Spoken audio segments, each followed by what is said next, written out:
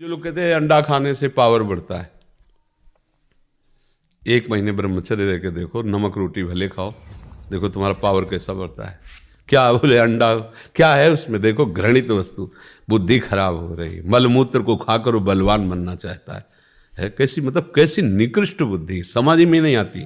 कैसी समझ, वो समझ रहा है मैं बहुत बड़ा आदमी हो गया, वीआईपी हो गया। अरे वीआईपी गिरी तुम्हारी समझ में आएगी जब तुम्हारे कर्मों का फल आएगा ना। अच्छे यहाँ जैसे है ना कि बहुत नेतागिरी करो, जब फंस के जाओ जेल में तो 5-5, 10-10 आदमी चलाते हैं, उनको लात जूता पकड़, फिर उनके होश खत्म होते हैं। हम देखा स्कूल में पढ़ते थे, जूनियर हाई स्कूल नरवल, तो एक आया था रस्सी से बांध कर, ऐसे चोर होगा, तो हम लोग ऐसे खिलवाड़ में ऐसे बाउंड्री से देख रहे, सामने पूरा थाना था, तो फील्ड में ऐसे 4-5 कुर्सी लगा के 4-5 की लठ चल रही थी। क्या चीख रहा था वो, देख के लगता है ये कभी कोई गलती। औरत को नरक का द्वार नहीं कहा जाता, औरत को भोग बुद्धि से देखना नरक का द्वार है। वो हमारी माँ भी औरत है, ये इन्हीं से हम लोग पैदा हुए हैं, आकाश से थोड़ी पैदा हुए। हम सब फिर नरक हुए ना, क्योंकि पैदा तो इन्हीं से हुई है ना। कोई भी महात्मा हो आकाश से थोड़ी उतरा है, माता से तो पैदा हुआ है, तो वो माता आप ही लोगों में तो होती है। शक्ति के बिना अगर वो मात्रा ऐसे न चढ़े शक्ति की, तो शिव को क्या बोलोगे, सौ, ये शक्ति ही शिव है। ऐसे ही तुम्हारे जीवन की एक साथी स्वरूप बन करके भगवान आए हैं, तुम्हें दुलार करने के लिए, तुम्हें सुख पहुंचाने के लिए। माता की तरह भोजन बना के पत्नी दुलार करती है, मित्र की तरह तुम्हें सही सलाह देकर तुम्हें सुखी करती है, सर्वस्व अपना अर्पण कर। उसको नरक कैसे, दृष्टि तुम अपनी बदलो। मतलब तुमने नारी की तरफ भोग दृष्टि से देखा, तुम्हारा नरक का बिल पास हो गया है, तो बात समझ नहीं है। अगर उसको ठीक समझ नहीं है तो आपकी बात को गलत ढंग से पेश करके वो फिर निंदा का कारण बन जाता है कि शास्त्रों में नारी की निंदा की, ऐसा नहीं है, सावधानी का वर्णन किया गया।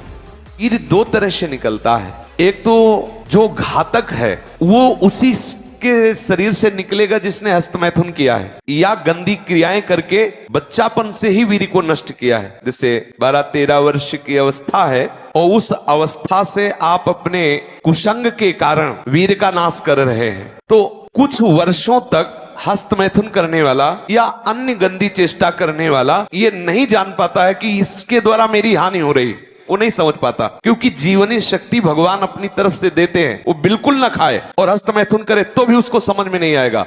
कुछ समय के बाद जब उसकी स्थायी जीवनी शक्ति से क्षीण होना प्रारंभ हो जाएगा, तब उसे वो लक्षण जो हस्तमैथुन करने से नाश ऐसे उस प्रसंग में बताया गया, वो लक्षण उसके जीवन में उत्पन्न होने लगते हैं। भगवान की सत्ता के बिना पत्ता नहीं हिलता। ये देहाभिमान नष्ट करने के लिए, व्यभिचार करने के लिए नहीं कि हमारे अंदर वासना आ रही, हम कह रहे भगवान की इच्छा है कि हम पराई बहन, तो भगवान की इच्छा फिर जूता भी खाओ, भगवान की इच्छा फिर नरक भी जाओ, फिर काहे को तुम रो रहे हो। तब भगवान की इच्छा है ना, तो फिर प्रश्न काहे का हो रहा है, फिर पीटो या पूजो, चल रहा है, फिर क्या है। अगर प्रश्न है तो फिर समझो, विवेकहीन होकर के देहाभिमानी बनकर भोगों को भोगोगे तो तुम्हें दुख, क्लेश, अशांति, जन्म, मरण, नरक ये सब भोगना पड़ेगा। ये भी भगवत स्वरूप है। बहुत सावधान, इसलिए तस्मात् शास्त्रम प्रमाणम ते कार्याकार्यो व्यवस्थितो। तो भगवान के आदेश है ना, जिन्होंने रचा है, तुम्हें बुद्धि दी, तुम्हें बल दिया है, भगवान की आज्ञा के अनुसार चलो, गुरु की आज्ञा के अनुसार चलो, भगवत स्वरूप हो जाओगे तुम में, और तुम्हारे आराध्य में अभेद स्थिति हो जाए। अभेद स्थिति, सर्वम खल्मिदं ब्रह्म नेनानास्ति ब्रह्मविद ब्रह्मैव भवति, बिल्कुल अभेद स्थिति। चाहे भक्ति से चलो चाहे ज्ञान से, अभेद स्थिति हो जाती है। नाम जप और बढ़ाइए, भोजन शुद्ध पाइए, गंदे दृश्य, गंदे क्रियाएं, गंदे लोगों का संग अगर आप त्याग देंगे तो धीरे धीरे नाम आपको बलवान बना देगा। कुछ मार्ग अंधेरे का है, क्योंकि जब तक पाप नष्ट नहीं होते तब तक कुछ दिव्यता अनुभव में नहीं आती। दिव्यता अनुभव तो लगता है इतना जप रहा हूँ फिर भी जल रहा हूँ, फिर परेशान, यार भजन कर रहा हूँ फिर भी हानि हो रही, फिर भी अमुक को विपत्ति आ रही। पर इससे जो लड़ गया फिर वो जीत जाता है। जैसे डॉक्टर कहता ना, तुम खाते रहो दवा, थोड़ा समय ज्यादा लगेगा, अभी अनुभव में नहीं आएगा, पर आपका रोग दवा खाते खाते एक दिन नष्ट हो जाएगा। तो हम विश्वास करके बहुत समय तक दवा लेते रहते हैं।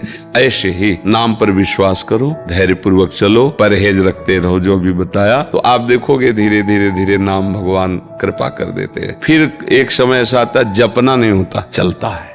जो गुरु मंत्र है, गुरु नाम है, तभी एकदम रोना आता है, कभी एकदम प्रभु की झांकी आती है, उनकी करुणा निहाल हो जाता है, मतलब जीवन सार्थक हो जाता है।